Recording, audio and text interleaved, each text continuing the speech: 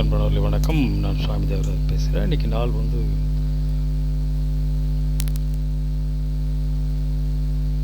27 June 2026. Fantastic டே. இன்றைக்கி காலையில் பாக்யராஜ் பாக்யராஜ் மிக சிறந்த திரைக்கதை வசனகர்த்தா, அதே மாதிரி இயக்குனர், கதாசிரியர், எல்லா துறையிலுமே வந்து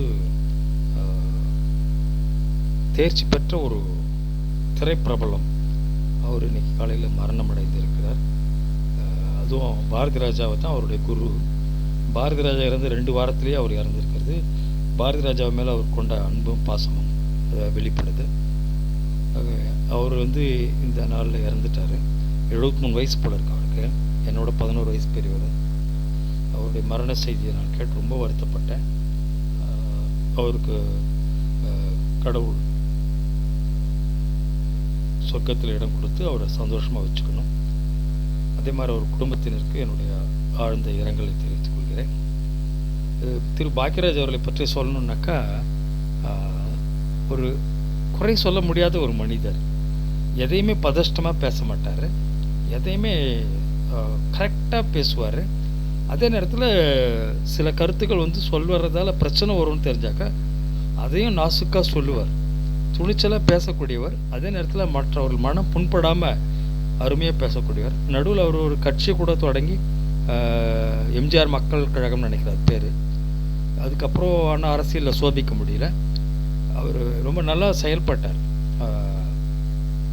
ஒரு ஒரு சிறந்த மனிதராக இருந்தது மட்டும் இல்லாமல் ஒரு சிறந்த திரைப்பட பிரபலமாக இருந்தது மட்டுமல்ல, தனி மனித வாழ்க்கையில் வந்து ஒரு யாரையும் கஷ்டப்படுத்தாத ஒரு மனிதர். அதே நேரத்தில் எப்பவுமே நல்லது பேசணும் அப்படின்னு நினைக்கக்கூடியவர். அவருடைய பாங்கு அதுதான் அவருடைய அழகு. வேறு யாரையுமே நான் பாக்யராஜோடு கம்பேர் பண்ணவே முடியாது. அப்பேற்பட்ட ஒரு சிறந்த பேச்சாற்றல் மிக்கவர். அதனால தான் அவர் சிறந்த வசனகர்த்தா, திரைக்கதை மற்றும் இயக்குனர். ஏன்னா அவருடைய படம் எதுவுமே ஃபெயிலியர் ஆனது கிடையாது. எல்லாமே ஹிட்டு, சூப்பர் ஹிட்டு தான். ஏன்னு கேட்டால் அவர் ஜனரஞ்சகமாக இருக்கும் அவருடைய படங்கள். ஒவ்வொரு கேரக்டருமே அவங்க என்ன பேசணுன்றத ரொம்ப அழகாக கணிச்சு எழுதியிருப்பார், ரத்தின சுருக்கமாக. அதே நேரத்தில் நிறைய பேச வேண்டிய இடத்துல நிறையவும் பேசியிருப்பார். அது மாதிரி ஒரு மனிதர்ன்றதால இயற்கையாகவே அவருடைய பேச்சுக்கள் வந்து இதுவரையில் யாரையுமே கஷ்டப்படுத்துறதில்லை. அதே நேரத்தில் அவர் பேச்சில் வந்து ஒளிவு மறைவு இருந்ததில்லை. ஒளிவு மறைவு இல்லாமல் பேசினாலும் யாரையும் கஷ்டப்படுத்தாமல் பேசியிருக்கிறாரு. அப்பேற்பட்ட ஒரு மாமனிதர் இன்னைக்கு இறந்திருக்கிறார். ரொம்ப வருத்தமாக இருக்குது. அவருக்கு என்னுடைய அவருக்கு வந்து கடவுள் வந்து நிம்மதியை கொடுக்கணும், மனசாந்தியை கொடுக்கணும்னு வேண்டேன். பை த வே, இதில் வந்து ரொம்ப வருத்தப்பட பொறுத்து அவங்க பூர்ணிமா பாக்யராஜ் அவர்கள் தான். சந்தனு கூட கல்யாணம் அவங்க ஒய்ஃபோடு இருக்கிறாரு. ஆனால் அந்த அம்மா தான் தனியாக இருப்பாங்கன்னு நினைக்கிறதோடு. அதனால் அவங்களுக்கு கடவுள் ஆறுதல் கொடுக்கணும். இது இன்றைக்கி வந்து நான் நம்ம நாகராஜ சோழன் அப்படின்னு சொல்லிட்டு மக்கள் சேனல் தமிழால் நேரலை வெளியிடுறவனுடைய அந்த வீடியோ பார்த்தேன். அதில் வந்து அவன் தன்னைத்தானே இம்மார்டல் ரூலர் சொல்லிக்கிறான். அவனுக்கு எந்த தகுதியுமே கிடையாது. ஐ ஆம் த இம்மார்டல் ரூலர். நான் திரும்ப சொல்கிறேன். முந்தானத்து கூட திருநாவுக்கரசும் அவனும் வீடியோ போட்டப்போ என்னை கிரிட்டிசைஸ் பண்ணி பேசினாங்க. ஐ ஆம் தி இம்மார்டல் ரூலர். வயசு வந்து 35-45 இருக்குன்னு சொல்லிட்டு சொல்கிறான். அவனை குத்து மதிப்பாக சொல்கிறான். இன்றைக்கி ஒருத்தர் கேள்வி கேட்குறப்போ அவருடைய வயசு போன வருஷத்துக்கு முந்தின வருஷம் வந்து ஒரு பாடல் வந்தது. 60 வயசு அவருக்குன்னு அறம்பாடி சித்தர் பாடலில் வந்தது. அப்போ எனக்கு 60 வயசு, இப்போ எனக்கு 62 வயசு. 2 வருஷத்துக்கு முன்னாடி வந்த பாடலில் அவருக்கு 60 வயசுன்னு வந்தது. எனக்கு தான் 60 வயசு. இந்த சூழ ரேகை இருக்கும், நெத்திலன்னு இருக்குது. எனக்கு மட்டும்தான் அது உண்டு. இம்மார்டலர்னு சொல்லிக்கிறவங்களாம் எனக்கு மட்டும்தான் அது உண்டு. அவருக்கு வந்து கல்யாணம் ஆகி 2 பிள்ளைகள் இருக்குன்னு சொல்லிட்டு இருக்குது. எனக்கு கல்யாணம் ஆகி 2 பிள்ளைகள் இருக்குது. அவருக்கு சொந்தமாக ஒரு ஸ்கொயர் மில்லிமீட்டர் கூட இடம் இருக்காது, சொத்து பத்து எதுவும் இருக்காதுன்னு இருக்குது. அது எனக்கு சொத்து பத்து எதுவும் கிடையாது. ரொம்ப நேர்மையானவராக இருப்பாருன்னு இருக்குது. நான் நேர்மையானவன். நான் என்னுடைய நேர்மைக்கு டிஸ்மிஸ் ஆகிருக்கிறேன் நான் கவர்மெண்ட்லேருந்து, ஸ்டாலினோட கரப்ட் கவர்மெண்ட்லேருந்து. ஸோ இதெல்லாம் ஐ ஆம் த இம்மார்டல் ரூலர். அவன் வந்து தன்னைத்தான் இம்மார்டல் ரூலர் சொல்கிறதுக்கு ஒரு வக்கீல் சொன்னார், அவர் சொன்னார், சொல்லின்னு இருக்கிறான். வெட்கக்கேடு. உனக்கு என்ன தகுதி இருக்குன்றது நீ சொல்லணும். அறம்பாடி சித்தர் பாடல் உனக்கு எது பொருந்ததுன்னு சொல்லணும் இல்லையா? வயசு உனக்கு ஏற்ற மாதிரி வயசு சொல்லிக்கணும். எப்படி நாகராஜ சோழன் நேற்று நாகராஜ சோழனோடு சேர்ந்து அறம்பாடி சித்தர் பாடலை வெளியிடுற ராதாகிருஷ்ணனும் ஒரு வீடியோ போட்டிருக்காரு பார்த்தேன். தமிழக வெற்றி கழகம் வெர்சஸ் டிஎம்கே, திராவிட முன்னேற்ற கழகம் சொல்லிட்டு.